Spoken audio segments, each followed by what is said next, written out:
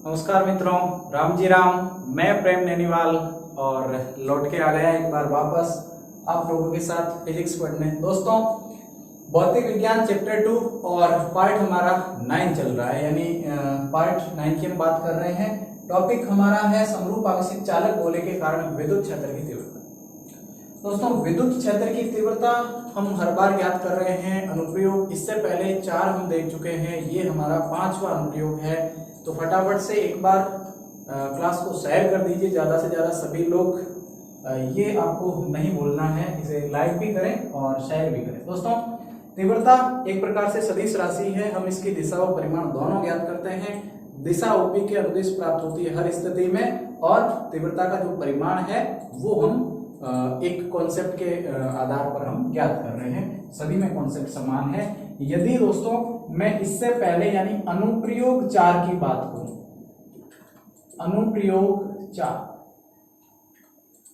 इसमें हमें ग्राफ बनाना रह गया था।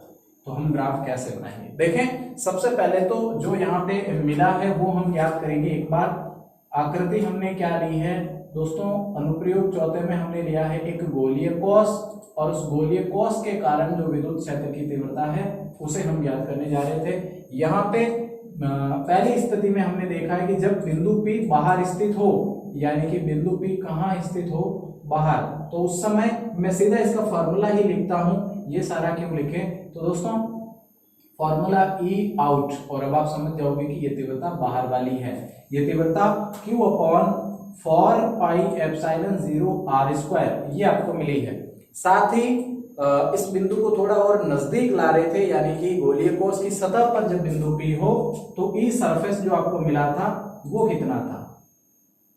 याद होगा आपको कि वो भी Q upon 4 pi epsilon 0 capital R का स्क्वायर था। स्मॉल और कैपिटल का ही दोनों में फर्क है। और हमने ये देखा कि E इन जो है यानी भीतर जो तीव्रता है वो हमें 0 मिली है। तो ये तीनों ही स्थितियां हमने देखी है। अगर हम यहाँ पे इसकी तीव्रता और दूरी के मध्य ग्राफ बनाना चाहें तो वो किस रूप में बनेगा? आप देखें इसे, यदि तीव्रता और दूरी के मध्य ग्राफ या फिर आरेख बनाएं तो कैसा बनेगा? तीव्रता व दूरी के मध्य आरेख, ये आरेख बनाना रह गया था। ये लीजिए, मैं आपसे कहता हूं कि ये वो आरेख यहाँ पे हम बनाने वाले हैं। ये अक्ष है इसकी, जहां हम तीव्रता को रिप्रेजेंट करेंगे, और ये अक्ष है जहां हम R को रिप्रेजेंट करने वाले हैं। तो आप देखें किस रूप में होगा। यदि मैं यहाँ कहता हूं कि यहाँ R = R है, यानी कि बात सतह की हो रही है, सरफेस की, तो हमने देखा है कि सरफेस पर जो स्थिति है वो हमें मैक्सिमम मिली है। यहाँ लेते हैं, ठीक भाई, यहाँ तो ये मैक्सिमम स्थिति आपको प्राप्त हुई है। यहाँ आप तीनों में देखें, ये बाहर है सरफेस यानी ये सतह पर है सॉरी, और अंदर तो तीव्रता कितनी है? 0 है। तो मैक्सिमम स्थिति अगर आप देखें तो R² यानी सरफेस यानी सतह पर है, जिसके लिए मैंने ग्राफ सबसे अधिकतम दर्शाया है।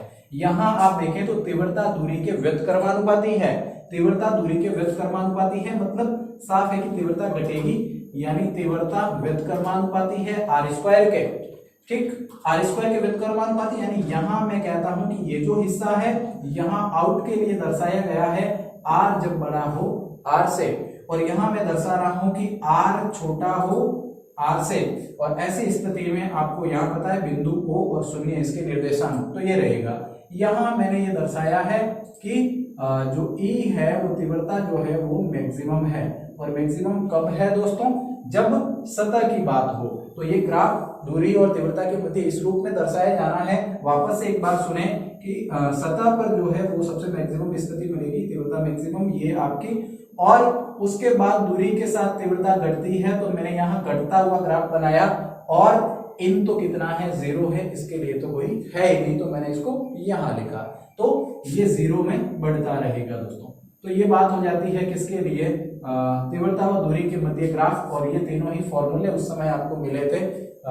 अंदर यानी आंतरिक हिस्से पर तीव्रता 0 मिली थी। स्क्रीनशॉट ले आप इसका, और हम शुरू करते हैं अपना अगला टॉपिक। अगला टॉपिक मतलब समरूप आवेशित चालक गोले के कारण विद्युत क्षेत्र की तीव्रता। दोस्तों चालक गोला है इस बार, और ये लीजिए कोई चालक गोला, चालक है यानी इसमें आवेश चल सकते हैं। तो दोस्तों इसके भीतर या फिर इसके किसी भी हिस्से पर जो भी आवेश दिया जाएगा, यानी ये आवेश दिया, ये आवेश परस्पर आपस में इनके बीच प्रतिकर्षण बल लगेगा, और उस प्रतिकर्षण बल के कारण ये आवेश क्या करेंगे, लौटकर सतह पर चले जाएंगे, क्योंकि ये तो चालक है, इसमें तो आवेश दौड़ भाग सकते हैं, उछल कूद सकते हैं, तो ये लौट जाएंगे। कहां लौट जाएंगे, सतह पर। भाई इसको जितना भी आवेश मध्य में दिया जाए, चालक गोले को जितना भी आप मध्य में आवेश दो, वो आवेश तुरंत प्रतिकर्षण बल के कारण वो कहां लौट जाता है, सतह पर उपस्थित हो जाता है। और यदि मान लीजिए कि सतह पर आवेश उपस्थित हो गया, अंदर कुछ भी नहीं बचा, तो अगला चित्र लीजिए ये, और अंदर आवेश है ही नहीं, बल्कि आवेश कहां उपस्थित हो गया दोस्तों, आवेश सतह पर उपस्थित हो गया। तो अब ये क्या कहलाएगा, ये गोलीय कोश की भांति व्यवहार करेगा। भाई गोलीय कोश में हमने देखा कि भीतर से खोखला है, भीतर कोई आवेश नहीं है, लेकिन बाहर सतह पर आवेश है, और इसको भी जो भी आवेश दिया गया, ये सारा का सारा आवेश सतह पर उपस्थित हो जाएगा, और हम कह देंगे, क्या कह देंगे कि ये गोलीय कोश की भांति व्यवहार करता है। तो ये हम लिखेंगे यहां पर कि चालक गोले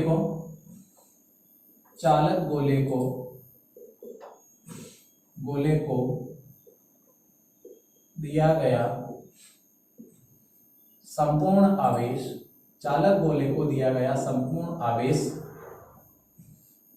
उसकी सतह पर उपस्थित हो जाता है, उसकी सतह पर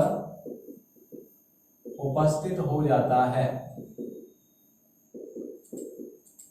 तथा चालक गोला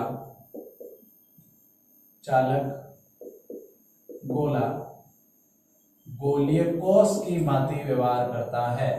चालक गोला गोलीय कोश की भांति व्यवहार करता है, अतः इसकी सभी स्थितियां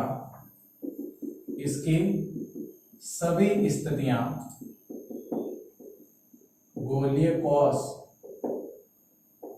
के तुल्य होगी या के समान होगी। ये इतने में ही निपट गया। दोस्तों गोलीय कोश के लिए हमने 3 स्थितियां देखी और लंबी चौड़ी कैलकुलेशन हमने उसमें की थी, लेकिन यहां आप देखेंगे कि इस गोले को जो भी आवेश दिया गया है, क्योंकि ये गोला कैसा है दोस्तों, चालक गोला है, तो चालक गोले को दिया गया समस्त आवेश उसकी सतह पर उपस्थित हो जाएगा, और ये एक गोलीय कोश की भांति व्यवहार करेगा। बस ये बात हमने लिख दी। और यदि ये गोलीय कोश की भांति व्यवहार करेगा, तो इसके सारे के सारे जो सूत्र होंगे, वो सारे के सारे सूत्र गोलीय कोश के समान होंगे। तो बस यही बात है, और ये था आपका गोलीय कोश, जो बहुत सस्ते में निपटा। तो अब चलते हैं अगला अनुप्रयोग। दोस्तों ये अनुप्रयोग था आपका पांचवा अनुप्रयोग था, ठीक है। और इससे पहले चौथा अनुप्रयोग हमने गोलीय कोश पढ़ाई है, और ये उसके समान है। अब हम पढ़ते हैं गाउस के नियम का कौन सा अनुप्रयोग, गाउस के नियम का 5वां या 6वां अनुप्रयोग। 5वां तो हम देख चुके हैं, 6वां अनुप्रयोग वो क्या होगा। तो यहां से भी मैं ये मिटा देता हूं, चालक गोला नहीं लेंगे इस बार, गोला ही लेंगे, लेकिन दोस्तों वो गोला अचालक होगा। देखिएगा अचालक गोला है तो कितनी स्थितियां बदल जाएगी। अचालक गोले के कारण विद्युत क्षेत्र की जो तीव्रता होगी उसे निकालेंगे। अनुप्रयोग संख्या कौन सा है, जी हाँ अनुप्रयोग 6वां है, अनुप्रयोग 6, ये बात है। अब इस 6 अनुप्रयोग में क्या होगा दोस्तों, अचालक गोला है तो अचालक गोले को जो आवेश दिया गया है वो उसकी सतह पर उपस्थित नहीं होगा, बल्कि वो जहां दिया गया है वहीं का वहीं रहेगा। और इसलिए इसकी भी हम 3 स्थितियां ज्ञात करेंगे। पहली ई आउट, यानी कि बाहर हम तीव्रता ज्ञात करेंगे, बिंदु बी यदि बाहर है तो फिर हम सरफेस यानी सतह पर ज्ञात करेंगे, और फिर अंदर ज्ञात करेंगे।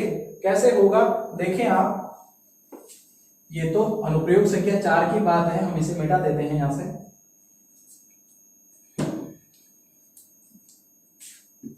दोस्तों गोला है यहाँ पे और वो भी अचालक है। मैं इस गोले को यहां बनाता हूं, ये गोला है और हम मानते हैं कि यहाँ बिंदु O है और इसकी जो त्रिज्या है वो कैपिटल R है। इसे R दूरी पर कोई बिंदु P स्थित है, वहां हमें तीव्रता की गणना करनी है। तो ये लीजिए R दूरी पर बिंदु P और यहाँ आप क्या कैलकुलेट करेंगे, जी हाँ तीव्रता निकालेंगे और ये R दूरी पर भी है। दोस्तों मैंने कहा कि ये गोला जो है वो अचालक गोला है, यानी इसको चालक के समान ये व्यवहार नहीं करेगा। इसको जितना जो आवेश दिया गया, जहां दिया गया वो वहीं का वहीं रहना है, वो सतह पर उपस्थित नहीं होगा। तो ये इस तरीके से मैंने मान लिया। अब आप कह दें कि R त्रिज्या का एक गोला जिस पर कुल आवेश जो है वो कितना है, Q है। तो लिखें कि माना R त्रिज्या का एक अचालक गोला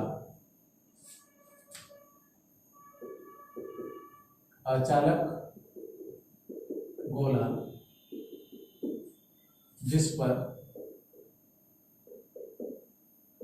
कुल आवेश Q तथा पृष्ठ आवेश घनत्व। अब गोला है तो क्या पृष्ठ आवेश घनत्व होगा, गोले का पृष्ठ नहीं, गोले का आयतन होता है। तो तथा इसका आयतन आवेश घनत्व और आयतन आवेश घनत्व को रो से लिखते हैं। तो इसका आयतन आवेश घनत्व कितना माना मैंने, रो माना। दोस्तों आवेश घनत्व जब भी निकालते हो तो आवेश बट्टे क्षेत्रफल होता है, और क्षेत्रफल तब होता है जब पृष्ठ हो, और लंबाई तब होती है जब अनंत रेखीय लंबाई के अनुदिश को वितरित किया गया हो। यहाँ आवेश बट्टे क्षेत्रफल नहीं, यहाँ आयतन है तो आवेश बट्टे आयतन होगा। और चूंकि गोला है तो गोले का आयतन आप जानते हैं एक पूरे गोले का, और वो कितना है 4/3 पाई r क्यूब। अब ये r मैंने इधर कैपिटल लिया, कैपिटल इसलिए लिया कि इसकी त्रिज्या ये वाली है। जब हम बंद गाउसियन पृष्ठ मान लेंगे तो उसकी त्रिज्या काम आएगी। यहां से यदि आप आवेश निकालना चाहते हैं तो रो इंटू 4/3 पाई r क्यूब के रूप में होगा। ये है जिसे हम आगे काम में लेंगे, याद रखें इसको। आगे बढ़ते हैं। अब देखिएगा इसके बाद हम दिशा की बात करते हैं कि जो भी यहाँ तीव्रता मिलेगी उसकी दिशा क्या होगी। तो दोस्तों मेन रूप से दिशा वो की वो है, दिशा क्या मिलेगी, बिल्कुल ओपी के अनुदिश प्राप्त होगी। तो ये इसका आंसर हो गया है। अब हमें ज्ञात करना है परिमाण, और परिमाण को ज्ञात कर लीजिए। और परिमाण को ज्ञात करेंगे तो 3 स्थितियां, परिमाण ज्ञात कर ले आप यहाँ पे, ये ले परिमाण के लिए 3 स्थितियां। तीनों में से पहली स्थिति की जब बिंदु P इस गोले से, इस अचालक गोले से बाहर स्थित हो, जैसा कि आप चित्र में देख रहे हैं। तो लिखें कि स्थिति नंबर पहला, स्थिति 1, और इसमें आप क्या लिखेंगे, यदि बिंदु P गोले से बाहर स्थित हो, यदि बिंदु P गोले से कहां स्थित हो भैया, बाहर स्थित हो, है ना। यानी कहने का मतलब ये हुआ कि अर्थात R बड़ा हो R से, कैपिटल R से बड़ा हो, यानी ये वाला। अब ऐसी स्थिति में हम ज्ञात करने के लिए, तीव्रता ज्ञात करने के लिए हम क्या करेंगे, बिल्कुल हम बंद गाउसियन पृष्ठ की कल्पना करेंगे और एक ऐसा बंद गाउसियन पृष्ठ मानेंगे कि बिंदु P उसकी सतह पर हो।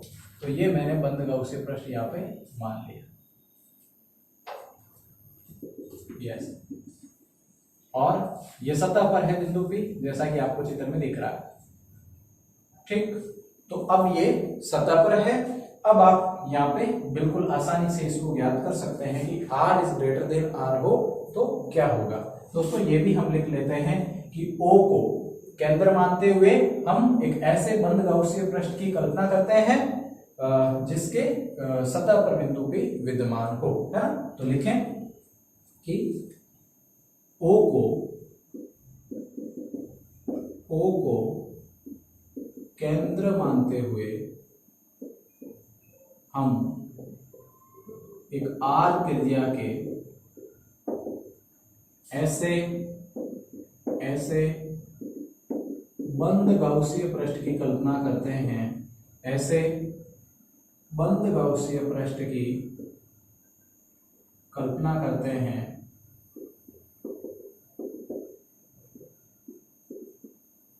बिंदु P जिसकी सतह पर उपस्थित हो। ऐसे बंद गाउसीय पृष्ठ की कल्पना करते हैं जिसके बिंदु P कहाँ रहे, सतह पर विद्यमान रहे। तो ये बिंदु P सतह पर है। अब आप देखें कि यहाँ इसका जो टोटल आवेश है, यानी जो कुल आवेश है, यदि मैं इस कुल आवेश को यानी सिग्मा क्यू को कितना मान लूं, क्यू मान लूं, सिग्मा क्यू क्यू है, तो आप क्या करें, गाउस का नियम, गाउस के नियम से हमें पता है कि यहाँ गाउस का नियम लगाना है। तो गाउस के नियम के अनुसार फाई इज इक्वल टू कुल आवेश बटे क्या है, एप्सिलॉन जीरो। कुल आवेश कितना है, क्यू, यानी क्यू अपॉन क्या है, एप्सिलॉन जीरो। और इसे आप कह दें कि ये समीकरण 1 है। समीकरण कौन सी है, 1। यदि यहाँ पर बिल्कुल आप वैसा करें, कैसा कि समाकलन E डॉट ds, यानी हम जानते हैं, हम जानत है, क्या जानत है, हम ये जानत है कि फाई इज इक्वल टू समाकलन E डॉट ds, समाकलन E डॉट ds। ds यहाँ पे क्षेत्रफल, यानी क्षेत्रफल ना होकर के यहाँ आयतन है, तो आयतन ले लेंगे, कोई नहीं, आप टेंशन ना लें। फाई इज इक्वल टू समाकलन, समाकलन से E बाहर आया तो अंदर क्या बचा, ds बचा, अंदर ds बचा।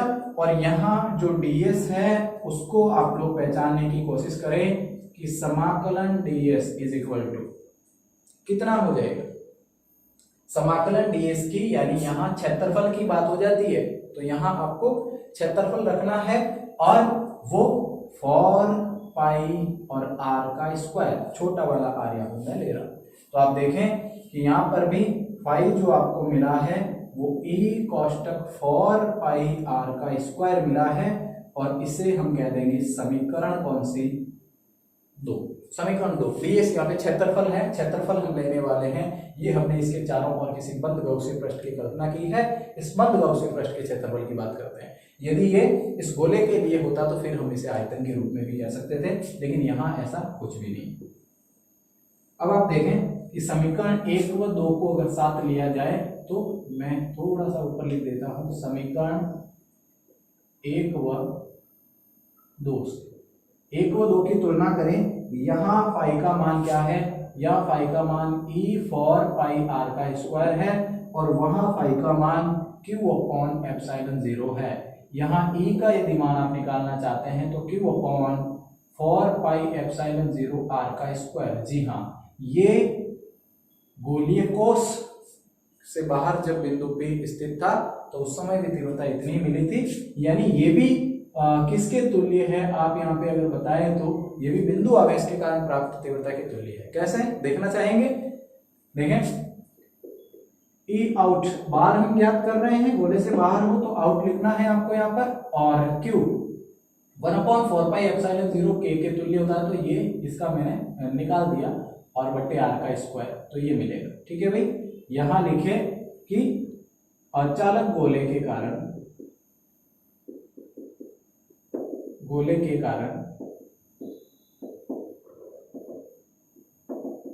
बाहर स्थित बिंदु P पर तीव्रता बिंदु आवेश के कारण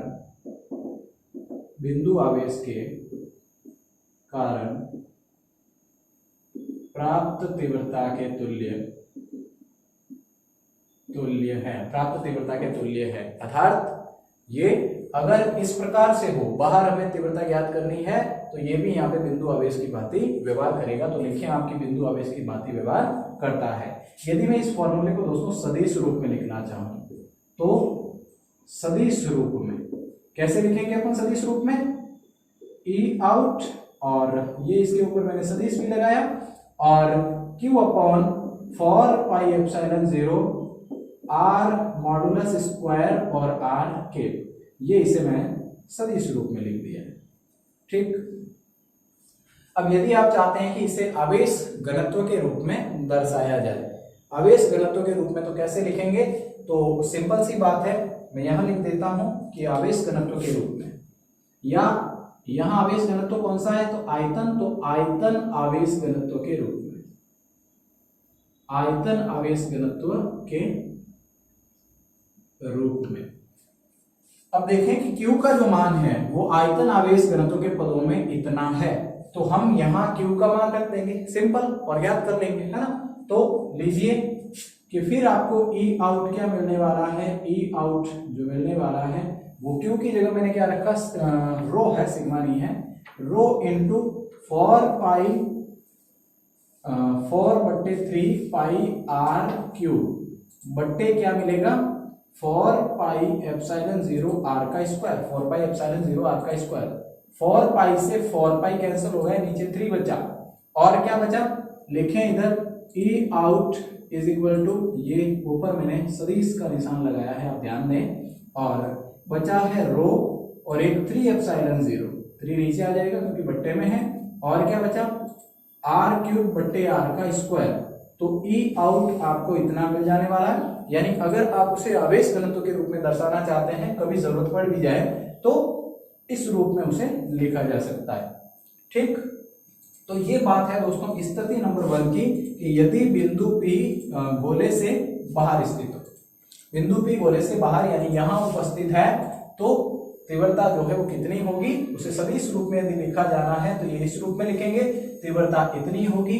साथ ही एक और इम्पोर्टेंट बात कि ये यहां से प्राप्त तीव्रता बिंदु आवेश के कारण प्राप्त तीव्रता के तुल्य है, और इसलिए ये ऐसे व्यवहार करता है कि जैसे बिंदु आवेश हो, है ना, यानी सारा का सारा आवेश इसके केंद्र पर रह करके बिंदु आवेश के समान ये व्यवहार करेगा, और इसे आवेश घनत्व के रूप में दर्शाना चाहे तो वो बात इस तरीके से होगी।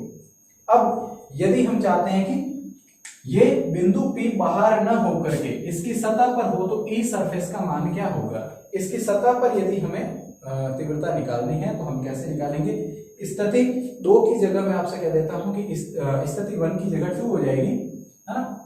तो मैं लिखता हूं कि यदि बिंदु P गोले की सतह पर उपस्थित हो, है ना,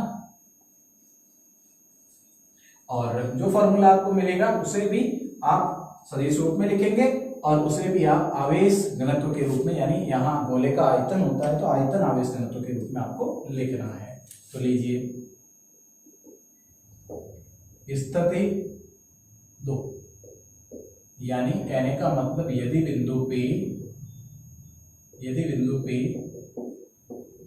गोले की सतह पर हो, आप यहां लिखिए कि अचालक गोले की सतह पर हो, कौन से गोले की, अचालक गोले की सतह पर हो। ठीक, यानी कहने का मतलब क्या होगा, अर्थात R is equal to R, ये स्थिति 1 है, यानी ये बिंदु P यहां उपस्थित हो, आप इसका अलग से चित्र बना लीजिएगा, जहां बिंदु P यहां है और R ये दूरी बीच की यहां से यहां तक है, और R is equal to R है।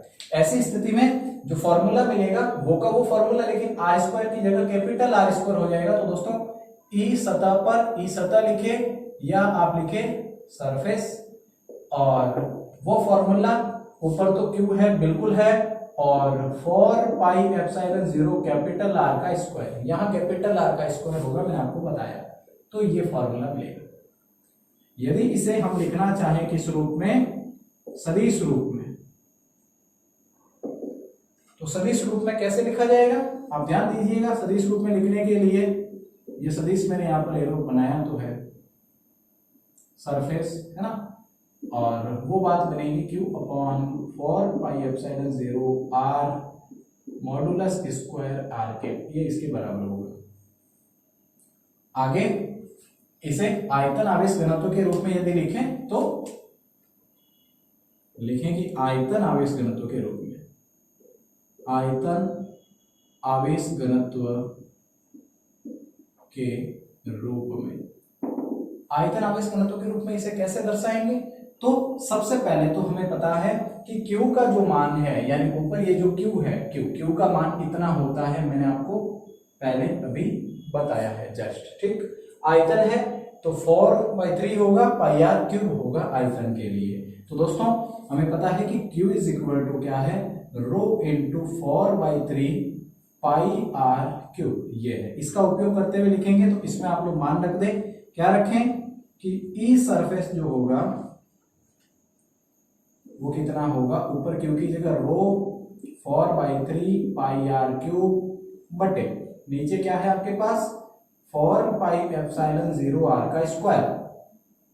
4 पाई से 4 पाई कैंसल और आर क्यूब से स्क्वायर चला गया, केवल एक आर बचा और एक आर भी ऊपर है ना क्यूब, तो ऊपर अंश में बचा है ना। तो आप लिखें कि ई सरफेस जो होगा, ई सरफेस होगा वो कितना होगा रो बाई 3 एप्सिलॉन 0 और साथ में एक आर। 3 है यहाँ नीचे आप देखें और एप्सिलॉन 0 भी है हर में, तो ये स्थिति होगी और ये इसका आवेश घनत्व वाला, आयतन आवेश घनत्व वाला रूप होगा। तो दोस्तों आज के इस वीडियो में हमने देखा, क्या देखा कि अनुप्रयोग संख्या 6 जो है वो अचालक गोले के लिए है कि समरूप आवेशित अचालक गोले के कारण विद्युत क्षेत्र की तीव्रता कितनी होगी, और उस तीव्रता के लिए भी 3 स्थितियां हैं, ये बिंदु P गोले से बाहर रहे या गोले की सतह पर रहे और या गोले के अंदर रहे। तो अंदर स्थिति क्या बनेगी वो हम कल सीखेंगे, लेकिन बाहर तीव्रता हमने ज्ञात कर ली है कि बाहर तीव्रता इतनी होगी, है ना, Q/4 pi epsilon 0 are square, इसे सदिश रूप में और इसे आयतन आवेश घनत्व के रूप में। और उसके बाद हमने देखा कि सतह पर तीव्रता का मान इतना होता है, इसे सदिश रूप में और इसे आयतन आवेश घनत्व के रूप में इस प्रकार से लिखा जा सकता है। तो आज के लिए इतना ही, विदा लेना चाहेंगे आपसे, मिलेंगे एक और नए टॉपिक के साथ और बहुत शानदार करने की कोशिश करेंगे। लेकिन दोस्तों सपोर्ट कीजिए हमारा और आप भी बहुत अच्छे से तैयारी कीजिए और वीडियो को लाइक कीजिए और इन्हें ज़्यादा से ज़्यादा शेयर भी कीजिए ताकि अधिकतम बच्चों को लाभ प्राप्त हो सके। तो यही गुजारिश और इसी के साथ आज का वीडियो हम यहीं पे ख़त्म करते हैं। थैंक यू, पढ़ते रहें।